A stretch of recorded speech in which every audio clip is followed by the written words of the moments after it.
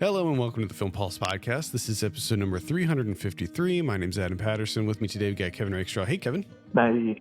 How you doing? I'm good. Yeah. I'm in the process of like redecorating my entire apartment. So I may sound a little bit more echoey than usual because like I'm moving my rug. So like I got a new bed and we put our rug underneath the bed to sort of separate it a little bit more. It looks really nice, but I need to replace the rug in the living room area. So I'm working with a lot of hardwood floors right now. Gotcha. So I may sound a little bit more echoey than usual, and I apologize for that. The 2020 Slamdance Film Festival is happening as we speak, and this week we'll be taking a look at 3 movies screening there: Murmur, Residue, and Beware of Dog. I'll also be giving my impressions on a couple other things that I've seen there so far, and we'll also be going over some we're watching on the watch list, new releases in theaters, VOD, and Blu-ray. Thank you so much for joining us this week. Please remember to review us on iTunes if you get a moment. That would be super helpful. Just 2 quick housekeeping notes. New Ryan Watches a Movie is dropping this week. We're on a roll. We're on a roll, baby. Watch out. We are on a roll with this Ryan Watches a Movie thing. New Say by the 90s is going to be dropping on this week as well. Today, actually, as you're listening to this, there's a new Say by the 90s that dropped. We talked about January monster movies. It was a fun episode, so be sure to subscribe to the Say by the 90s feed for that. You can also go to filmpulse.net and give it a listen. It'll also be on our YouTube channel and all of that. All right, with that, I think we can jump into some slammy dance stuff. Now, right at the top, before we get into our first movie, I must say, so far, now I haven't seen everything at Slamdance yet. There's still a couple other things that I want to check out. I got to say, I think this year is a pretty good year for Slamdance overall. Mm-hmm. Yeah. In the past, I think maybe it was last year and the year before, I really wasn't impressed with like anything I saw at Slamdance. I think Slamdance had a couple of years where it was just like a little meh, but I think this year has been a really solid year for them. I think it's almost a return to form for Slamdance. Really interesting picks for them. Which movie do you want to start with? Start with the Murmur. Let's knock that one out. You were reading my mind. Because I already kind of talked about this on the prior episode. So you saw this at the Vancouver International Film Festival, right? Correct. So we won't get too deep into this one because you already did talk about it in a previous episode not too long ago, just a couple months ago. This is directed by Heather Young, also written by Heather Young. I have a synopsis here. When an elderly dog is scheduled to be euthanized, Donna decides to take the dog home to fill the emptiness she feels. Donna begins to take home more and more animals, and she is soon in over her head. I guess I'll start this one off since you also wrote a review for this one too, right? Yes, I pretty much did. I did everything you could do with this movie. Yeah, you have talked about it, written review, wrote about it. Yeah, written review podcast. So I remember you telling me that you thought I was going to like this one. Was I wrong? No, you were not wrong. You were 100% right. I really enjoyed this one. Good. Pretty much all aspects of it, starting with Charlie. Oh boy, did I love Charlie. Mm-hmm. He was this dog.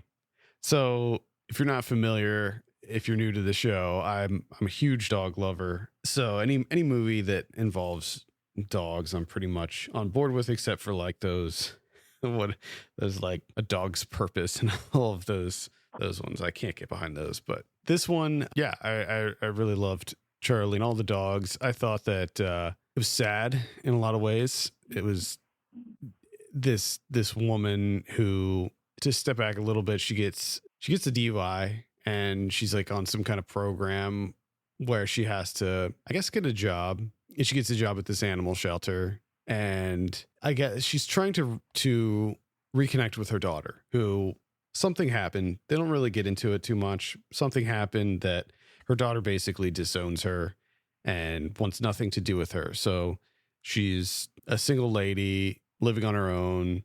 She seems very lonely, but she's also trying to make a positive change in her life. She's, working at this animal shelter. She's trying to give up drinking, and I think she just has like this kind of void in her life, and she ends up adopting Charlie because she gets diagnosed with a heart murmur, and Charlie also has a heart murmur, and among other health issues. He's an elderly dog, and so I think she has this sort of instant bond with him, and she adopts him, and this just leads to a slippery slope where she just starts adopting these dogs left and right all over the place, and cats and hamsters and everything. And just not really even adopting some of them, just taking them.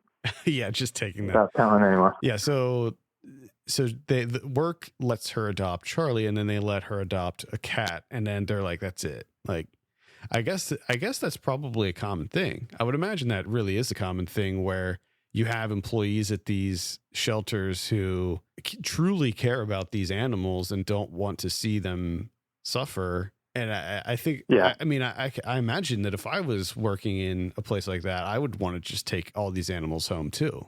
Yeah, 100%. I think I would every time I'm like, this dog here is scheduled for euthanasia today. Like, I'll adopt it. I'll take him home. I think it would be really tempting to do that. And I'm sure that that's a really major problem where people have good intentions and they end up adopting all these animals and can't care for them. And they end up being in a worse environment than if they were just at the shelter.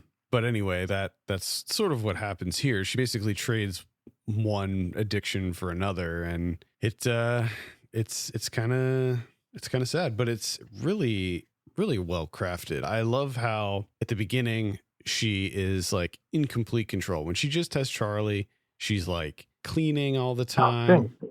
Things are looking so good, man. She's happy. She's cleaning all the time. She's feeling good. She's not drinking. But as it progresses, when they go back to her apartment, you just see it like slowly get more and more disgusting, where it's completely out of her control. She's not even bothering to clean anymore. Yeah. It just gets worse and worse and worse. I do feel like, was her name Crystal? I do feel like she was a snitch, because I feel like with Don, like, she just needs some help. You just need a little bit of help. She got into like a little bit of a depressive state there. Things kind of got out of control, but just help her. But instead, she's just like, she didn't say anything. The next thing you know, they're coming and taking all of our animals away. It's like, God damn it, Crystal, fucker. Yeah, like we said at the top, Charlie is an elderly dog, and I mean, going into it, she knew that Charlie wasn't going to live very long, but that, I mean, even knowing that going into it, it doesn't necessarily help. It doesn't help ease the pain of losing a pet. And once things get out of control and Charlie gets really sick and she needs help, she gets one of her coworkers to come in, and when her coworker sees the state of her apartment, they end up inevitably taking all the dogs and animals. But I feel like you could leave like one or two, right? Like, why strip her of all of her pets? Yeah, I don't know how things work in Canada, because I was also confused that she, a DUI charge, and she's still allowed to have alcohol in the house. I thought that was a little strange too. Well, they did take away her license though. Yeah, but you get one house visit and she's in jail, and they don't even need to come in your house. They can just see alcohol outside your house or through your front door. Boom, you're gone. You're in jail. I often wondered what Charlie thought about all the other pets when they were introduced. What the fuck is going on here? He just seemed so happy when she first adopted him, and then as it progressed, he was just like, I don't know if it was his dwindling health or just like him being overwhelmed with all the other pets, because I imagine that was not good for him. No, I imagine, being older like that, and just the constant stimulation. You were kind of used to this because she was a very quiet person. She wasn't doing a whole lot. He just hung out. There's, perfect situation here for the two of them. And then this poor guy, animals, more and more animals just start, and a variety of animals turns into a menagerie inside of that apartment. And it's just too much for him. He just wants to chill, watch his shows. That's it. Yeah. While she vapes. Overall, I thought it was pretty great. I thought all the performances felt very natural. there's a large emphasis on realism with this movie. You see a lot of the things that happen it's a shelter, but it's also like there's like a veterinary clinic attached to it. And maybe all shelters have a vet that does stuff. I'm not sure. Either way, you see a few procedures happen with the animals, which at times is a little rough to watch, at least for me.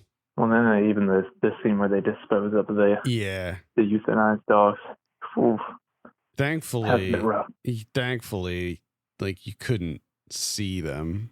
No, but you knew. Yeah, you knew what it was. No, it was still hard, but I thought the teeth cleaning scene was actually kind of fascinating to watch, because I take my dog in to have his teeth cleaned every couple months, and I didn't even know that was a thing. I didn't know dogs got their teeth cleaned. Yeah, so I have an Italian Greyhound, and they're known to have teeth problems, so we have to get his teeth cleaned, or else they all like rot. He lost. I mean, he's old. He's like 13 years old, but he lost like, I don't know, 8 teeth or something. He lost a lot of teeth. He had to get a bunch extracted, and his tongue hangs out. Usually, it's like Charlie. Not as bad as Charlie though. I don't think Charlie had any teeth. No, I don't think so. Maybe like 1 or 2. Poor Charlie. I loved Charlie. Yeah. Not long after this movie, my dog got diagnosed with a heart murmur. Oh, really? Oh, that sucks. Yeah. You can't tell, though. It has not slowed her down at all. I think that this movie just sort of reaffirms that dogs are the most wonderful, innocent creatures. Very helpful in moderation, like most things. I don't know if I've seen animal hoarding sort of represented in movies before. And the way that I think the way that it's represented here it feels very, very realistic. Yeah, everything feels very realistic. It's very, even the performances, even with like the main character, Shane McDonald, like her performance, you can tell that she's not.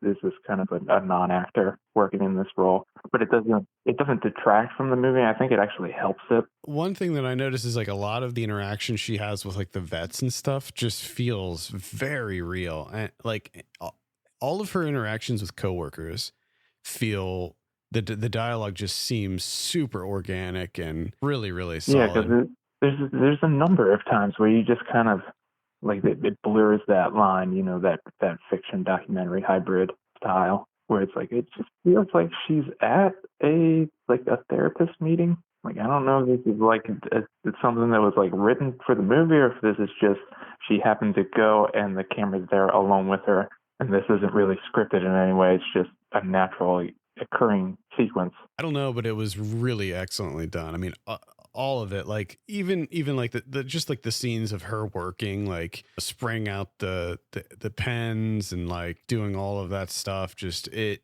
felt very documentary-esque. I really love the framing in this too. Just how everything was shot. I mean, it's just the framing was just so expertly done. So phenomenal. 100% recommend Murmur. Be sure to check this out whenever. Hopefully, it gets picked up for release this year, because it's really good, really excellent. I agree. All right, what do you want to dive into next? Beware of Dog? Let's string it to the next one. With the dog segue. I don't think there's any dogs in this movie. There are no dogs in this movie, so it's really just the title that's kind of linking them. So Beware of Dog is written and directed by Nadia Bedzanova. I have a synopsis here. Alienated in politically ambiguous Moscow, a young woman deals with severe OCD while her cousin in Berlin tries to build a romantic relationship ignoring her own condition. In a parallel New York City realm, a heartbroken boxer struggles with addiction, self-worth, and online anxiety, which connects all the characters on a universal level. So what did you think of Beware of Dog, Kevin? First off, I was pretty excited for Beware of Dog. I've watched a number of Nadia Bedzanova's shorts. Majority of them played on No Budge throughout the years. So I was well acquainted with her work going in, and it has the added bonus of having Buddy Duress, who plays the boxer in New York, which anytime he's in a movie. Sign me up. He reminds me of your brother for some reason. Maybe that's why I like him so much. I don't know.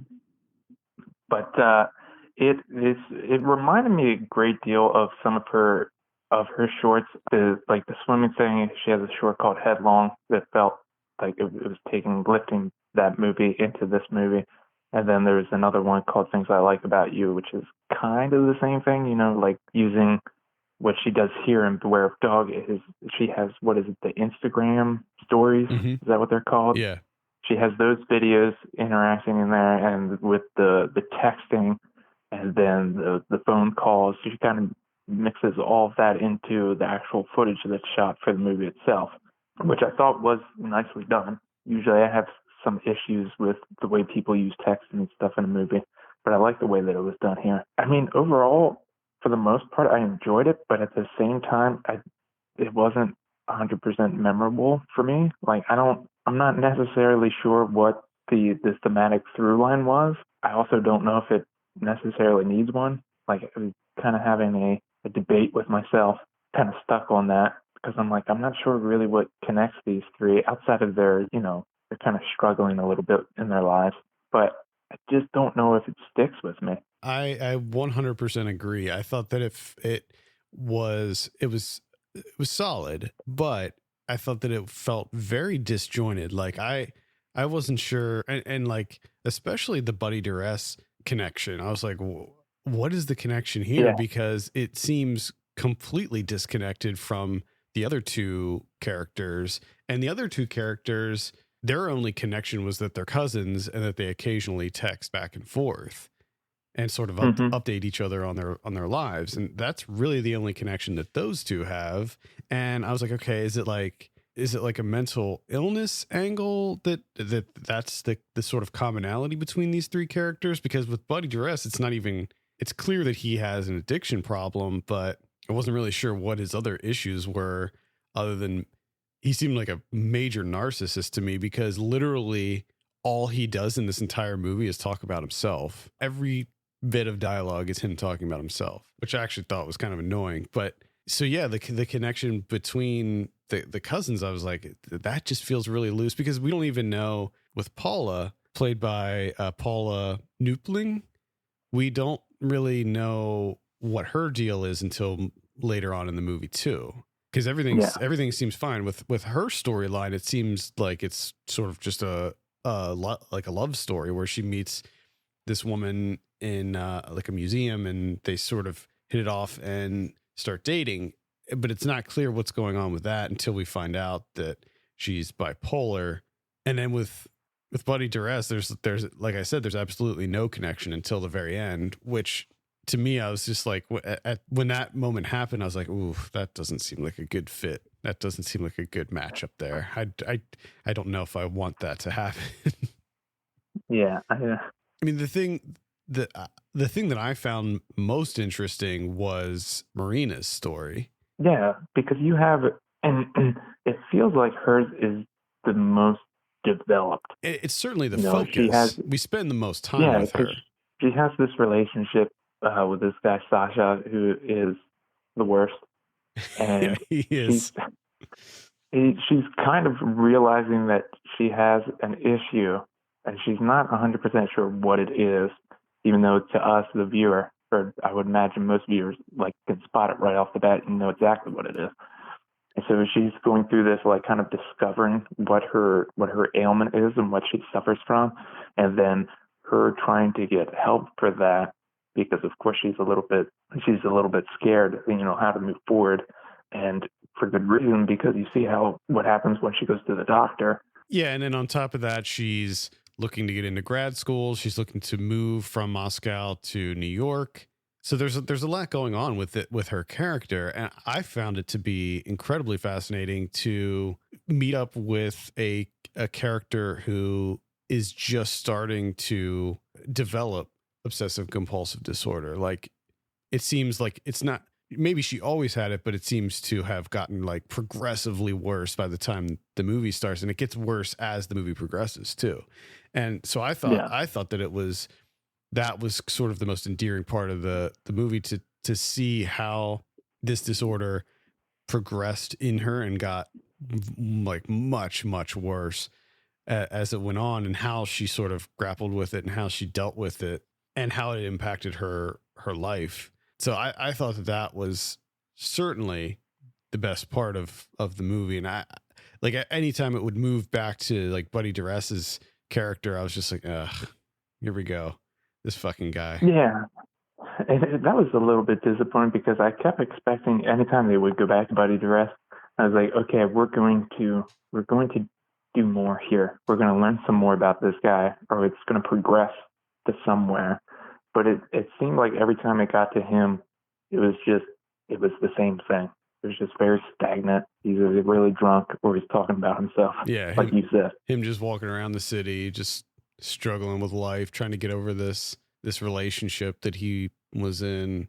I don't know. I just wasn't really impressed with his storyline and found it to be slightly pointless. And then with Paula, I think that her storyline was also slightly interesting, but they didn't spend. I felt like with her, I mean, I don't know this for a fact, but it seemed like we spent the least amount of time with her character. Yes, it did feel that way. And it felt like a lot of times when we were with her character, it was just a montage of her and her new girlfriend. Yeah, it was either it was either a montage of the two of them developing their relationship and then having like fights and stuff, or her when she was in her sort of manic state or depressive state, I guess. Depressive state. Yeah, laying in bed. Yeah, and the stuff in the bed, there wasn't a whole lot of nuance to her depressive state. It was really just like she's in bed.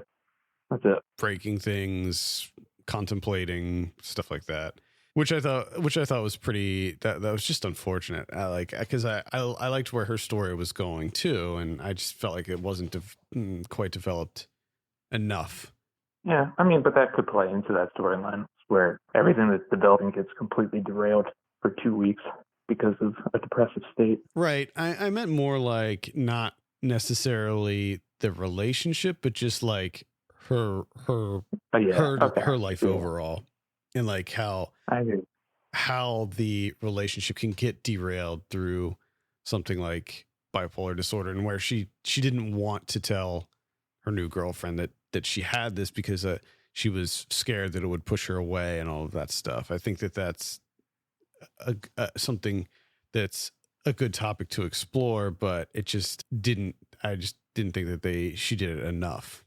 I thought everything else was like visuals, the music. I liked all of that stuff. I thought the cinematography was well done. I just thought that it was a little bit lacking in the narrative department. The scene with in the train station when she was like kind of stuck rubbing that dog's nose. I looked that up, and that's like apparently a really popular thing. Like I read that like 1/3 of everyone who passes through that train station rubs that dog's nose. But you can tell, you can see how it's worn. Yeah. They said in the article that I read, they said that not only is it like completely worn off, but so many people rub it now that it's actually starting to disfigure the dog. Jesus. Like it's where because you could tell, like, not only was it like rubbed off, but it looks like it was like slowly being polished. Mm-hmm. Like it had like a high polish to it. The definition of the actual sculpture itself, it's a bronze statue of a dog, and it's actually being worn away because so many people rub it as they pass by for good luck. There's also in that same train station, there's also a rooster that people rub, and the same thing is happening with the rooster, where there's like the definition in the feathers is almost completely gone because so many people are rubbing it. Love it. Just a little fun fact. I don't know. I thought that was a really poignant scene, so I just wanted to learn a little bit more about what was going on. I didn't know if there was like a backstory with the dog, like it was was it Sergeant Stubby or whatever. Like I didn't know if there was a story behind that dog, if it was like a famous dog. It's not a famous dog, it's just a dog. It was a dog. Yeah. So Beware of Dog, for me it's like, I don't know, this is a tough one. We didn't give Murmur a rating, by the way. I give it an 8. You gave it an 8. Murmur's an 8. I'm Maybe 8.5. Wow. I'm at like a I don't know. 7.5 on Murmur. What are you thinking about with Beware of Dog? Give it like a 6, I think. I'm sitting at a 6 on this one too. I think that it had a lot of good elements, but I've just found the story to be a little bit lacking, and as I said at the top, it felt just a little disjointed for me.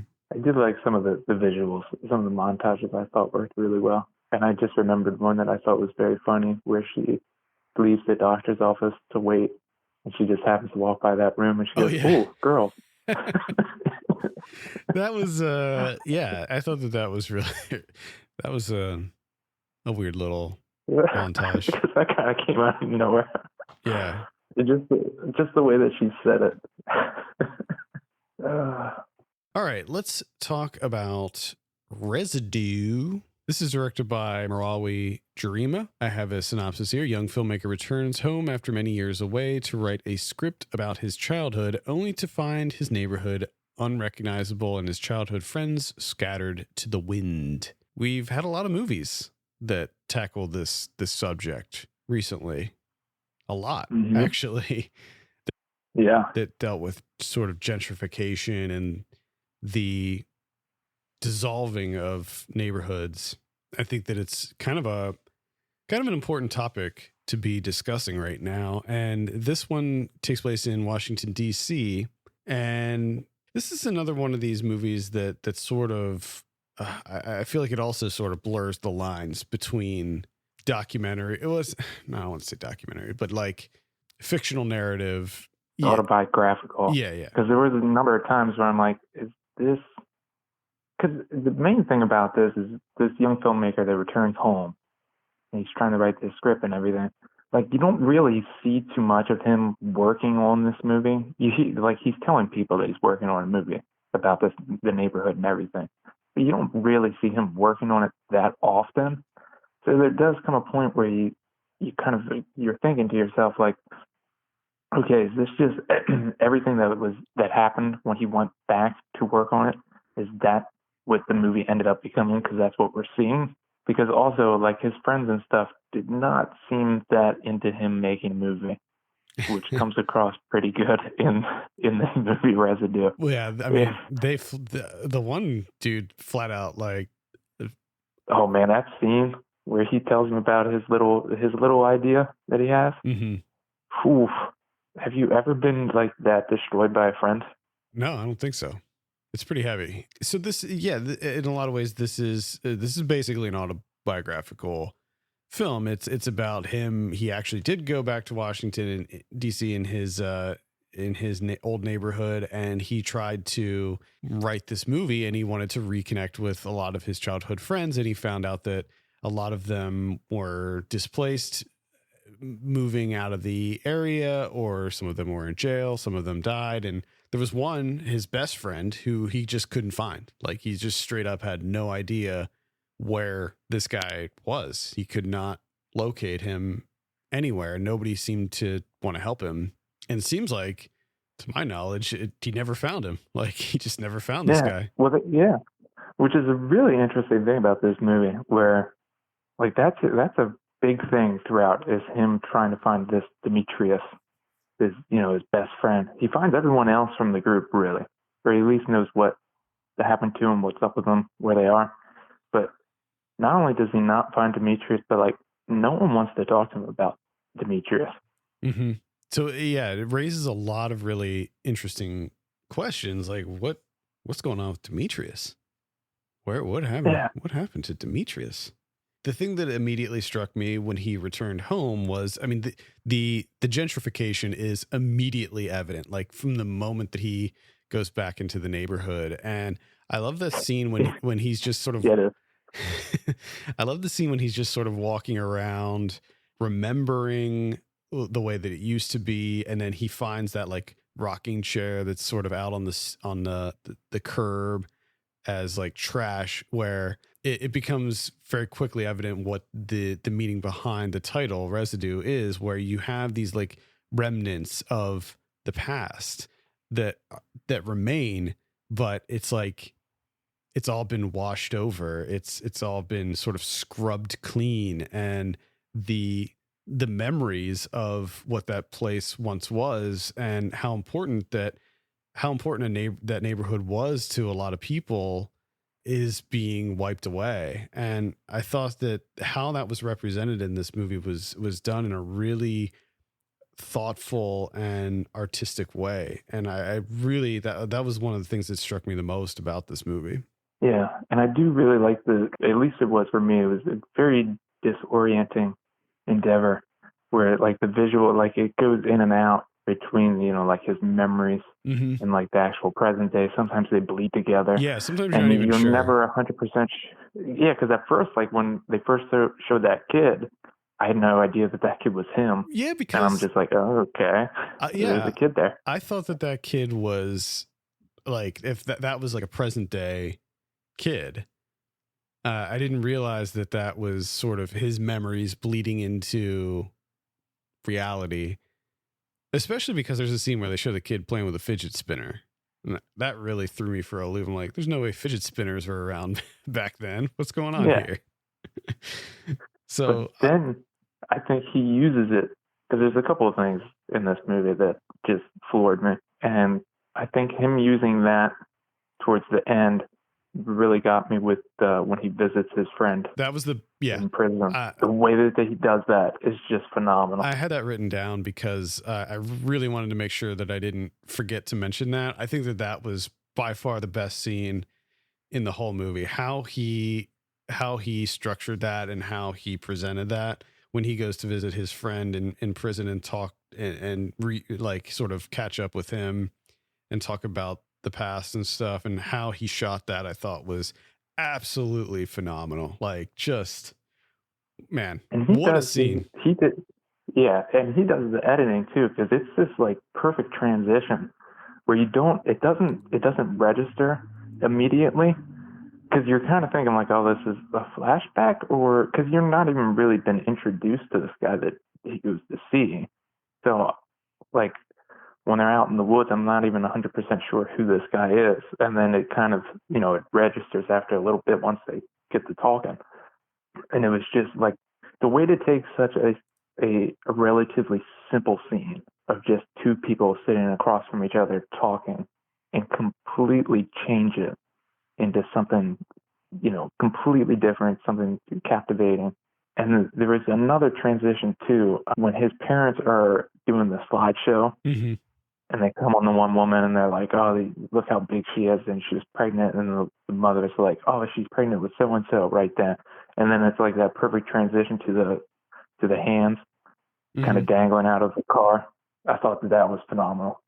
There's just a lot of great filmmaking in this movie, I thought. He definitely takes risks with it. There's a lot of experimentation happening with the visuals, and you have this sort of, like we talked about before, where it sort of blends it almost looks like old like 8mm footage, and you blend that in with what's happening now, and he does a lot of like distortions and things like that with the camera, and it all works. It all works pretty phenomenally to tell this story of a neighborhood that has been forever changed, and the sort of fading memories of the neighborhood.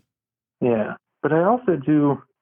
It really struck me because a lot of movies is kind of discussing gentrification, and it focuses solely on gentrification, which the main character, Jay, like a lot of his focus is on gentrification. He's really, you can tell he's like seething underneath all these white people. Like he is fucking pissed. But the interesting thing is, though, is that like all of his friends, the people that are still in the neighborhood, they don't really seem all that concerned with it. Like it's reality. They're dealing with it. They're trying to, do the best that they can. But they seem more so pissed off at Jay. Mm-hmm. For kind of like an abandonment. Yeah. I think the sort of the plight of the main character is it's an interesting one because he comes back and this is his hometown. This is where he's from, and I think that no matter where you move to, I think that there's always going to be a connection you have to the place you're from. And when he comes back, not only does he feel alienated by the neighborhood itself and the rapid gentrification that took place, but he's also alienated by everyone who lived there, who sort of ostracizes him for leaving and going to LA. I mean, I think that they all sort of took offense to that, like, oh, well, big man going out to Hollywood, coming back. Yeah, and it brings up the interesting, because there's always that essentially this discussion when it comes to storytelling is like, who gets to tell what story. And even here you have someone that's from the area, right? And they coming back and he's like, I'm going to tell the story of this area. It needs to be told. And the people that stayed there the entire time are just like, who the fuck you think you are? Right. Like, you left. Like, this isn't going to help. You're not going to do anything. Exactly. And I think for, as far as the gentrification goes, I mean, often that gentrification is sort of a slow process. It takes years. And I think that the people living there had time to acclimate to it and just, they were forced to accept it. And whereas when he comes back, it's like a much more jarring thing. Like, holy shit, everything is different. What are all these white people doing here? Why are all these buildings being demolished and, rebuilt? And there's nothing but like artisanal fucking craft brew places and all that shit. Cold pressed juices for $22. Yeah. I mean, someone who, like, I live in New York City, and New York City is in a constant state of gentrification. And like, it's so evident. Like, I'll be in a neighborhood and then I'll go back to that same neighborhood like a year later and it'll be completely different. Like it's, I don't know. I often think about gentrification and its impact, and I'm always sort of on the fence of, is it a good thing? Is it bad? Is it like, what is it somewhere? Is this gray area? But I think about gentrification a lot. So I like to see when it's represented in film. Yeah. And just to come back to an earlier thing, that scene that I talked about where, Jay's talking about, the movie that he's making and all this, and he's about to leave again, and his friend Delonte, played by Dennis Lindsay, is like, yeah, I have an idea for something too. And he's like, oh, what's your idea for a film or a story, whatever it is.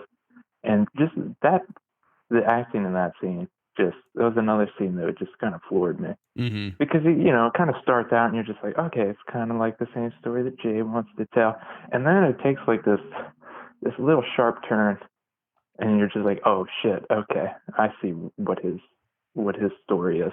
And he just dismantles him. I mean, yeah, just in a matter of like 1 minute, just completely dismantles everything that he is. And it's just like, wow. I think, good Lord. I think another thing to mention would be the arc of Jay's character. When he comes back for the first time, he's trying to, find his friends. He's trying to catch up with all of the people in the neighborhood and stuff. And as he spends more time there, he starts to like almost regress into this sort of angry version of himself, to the point where he becomes violent. He becomes this like angry, violent person. And I find it interesting to see how this neighborhood can suddenly cause him to almost change who he is and the way he acts. All right. What are you going to give Residue out of 10? I might give this an 8. I'm sitting at an 8 on this one as well. This was just excellent. I really. This is something that I think I watched back on like Wednesday or so, and I pretty much thought about it every day since then. Like, I can't get over that prison scene. That's just really sticks with you. This one, it and this is a debut. Yeah.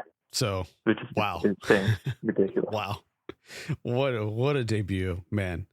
I'll briefly talk about two other movies that I saw at Slamdance. I saw Jasper Mall, which is a documentary about the Jasper Mall in Jasper, Alabama.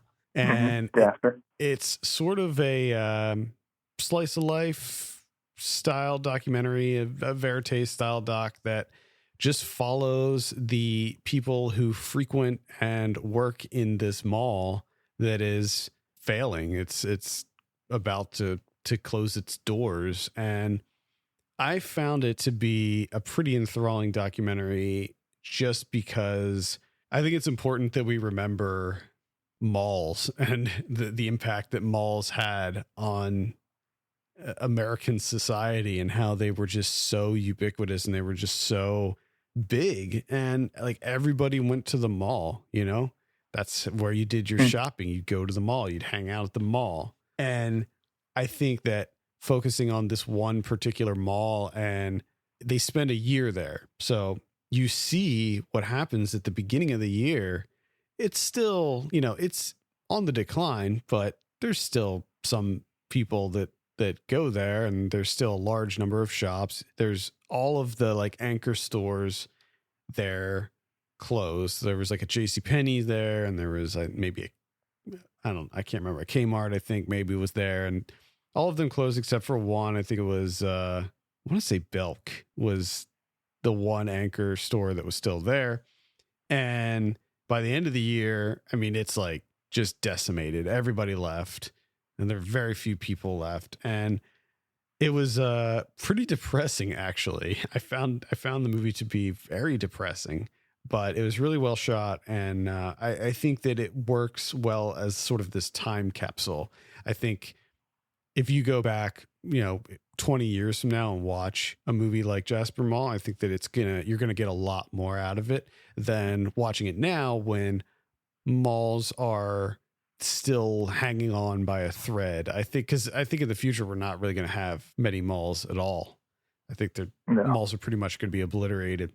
So I think going back in the future and watching this is going to be just sort of this really fascinating journey into something that once was.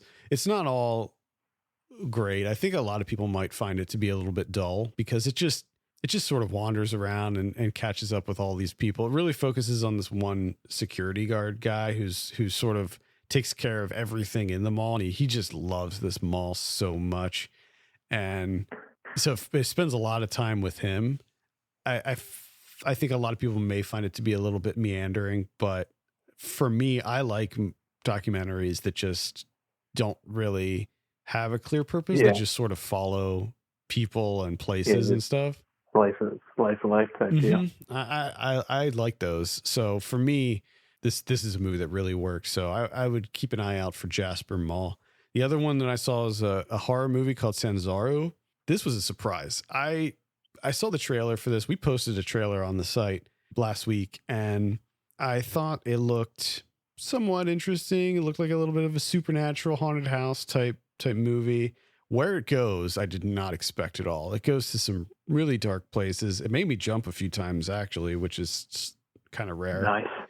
Yeah. And so it's this really creepy supernatural ghost story about this Filipino nurse who moves in with this elderly woman who has dementia, and she is taking care of her, making sure she has everything she needs. And her nephew gets suspended, possibly expelled from school because he got in a fight. He was boxing with another student, and he like really injured this kid during a boxing match. And so he moves in to this lady's house too, and some weird things start to occur in the house. It's a lot more complex than that, but I don't want to give too much away. Really, really well done. A lot of the sort of effects work, like the ghostly like apparitions and stuff, are really creepy. It's almost like what was that movie? Post Tenebris Lux. Remember the scene with the devil thing where it's like all red? It's sort of like that, where it's like this all red figure. That's really, really creepy. And like I said, it goes to some surprisingly dark places, very disturbing at times. But I was really impressed with Sanzaru. So overall, every Slamdance feature that I've seen so far, I haven't seen everything, obviously, it has been pretty damn solid. I would agree. Really impressed this year. I like it. It seems like every year we cover this, I always find like one or two movies that I'm just and they usually end up being like one of my top 10 movies of the year whenever they do come out. Do you have anything on your watch list that you want to cover this week? No, I'm done. Let's shut it down. Slamdance exclusively. Okay. Yeah, I think we can leave it at that. There were a couple other regular things that I saw this week, but nothing really worth mentioning. I saw Terminator Dark Fate, and I thought it was better than I expected it to be, but it wasn't anything that would require a lot of discussion. It was all right. And I saw Edge of the Axe, but I'll have a review for that up on the site as you're listening to this, probably. That's an Arrow release. Right. It's an 80s slasher movie. It's pretty fun. Nice.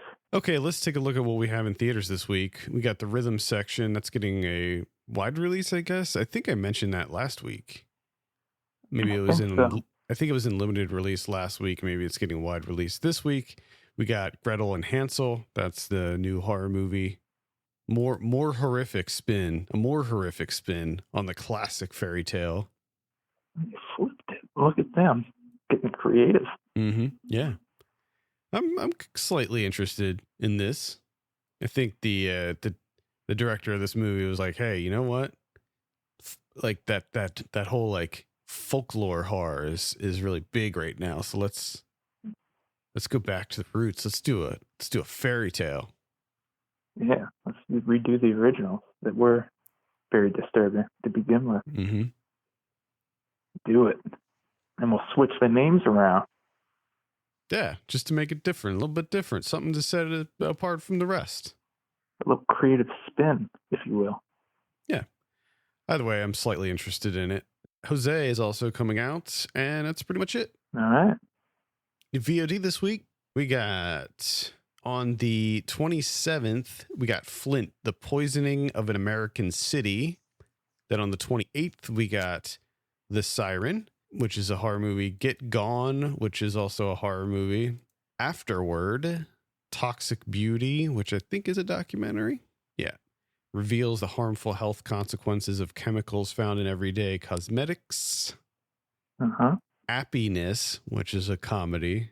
And then on the 31st, we have Miss Americana, which is on Netflix. That's the Taylor Swift documentary. Okay. And Goalie, which is I think it's a biopic of sorts of Terry Sawchuk, hockey player. Terry Sawchuk. Yeah. Iconic goalie, I guess. I don't know. Never heard of him. What do I know about hockey? Wayne Gretzky. Is that where it stops? Wayne Gretzky. Pretty much, as far as like players go. I like hockey. I don't really watch it or anything. Yeah, I can probably name like 10 players maybe. Blu-ray this week. We got Tammy and the T-Rex. Again, we have a contest open for that. Be sure to get your entry in. That closes on the 31st. So be sure to sign up for a free copy of Tammy and the T-Rex, the gore cut. Parasite, another biggie coming out. Ooh, there you go. Terminator Dark Fate. We got Slumber Party Massacre from 1982 is getting some sort of limited edition Blu-ray release. Who's putting that out? It's a steelbook. Putting out a steelbook on this bad boy. If you haven't seen Slumber Party Massacre, it's actually really good. As far as like the 80s slasher boom, this is definitely one of the highlights. Very Bad Things from 1998 is getting, I don't know if it's the first time on Blu-ray or what, but remember Very Bad Things? Steelbook. Not a steelbook. Steelbook. Let's Scare Jessica to Death from 1971. Justine from 1980. That looks like it might be a Vinegar Syndrome, and it is. Justine, A Matter of Innocence. Zombie Island Massacre from 1984. Black Angel from 1946. That's going to be on Arrow. That's an Arrow Academy release. Motherless Brooklyn. That's the Edward Norton one from last year. Hard Soap. What does this say? Hard Soap, Disco Lady. Hard Soap, Disco Lady. Please tell me that's the whole fucking title. Well, so the first movie is called Hard Soap, and then the second movie is called Disco Lady. It's a 2-movie set. Vinegar Syndrome's putting this out. I don't know what this is. I'm slightly intrigued by this. I type in hard soap, and IMDb, nothing. Yeah, it's really strange. It looks like it's maybe a porn. Might be a porno. Oh, there you go. Might be some kind of softcore porn type thing. That's the difficulty I'm running into here. Flesh Eating Mothers from 1988 is coming out. Yes. That's also a Vinegar Syndrome release. Man, they're pumping them out. They need this.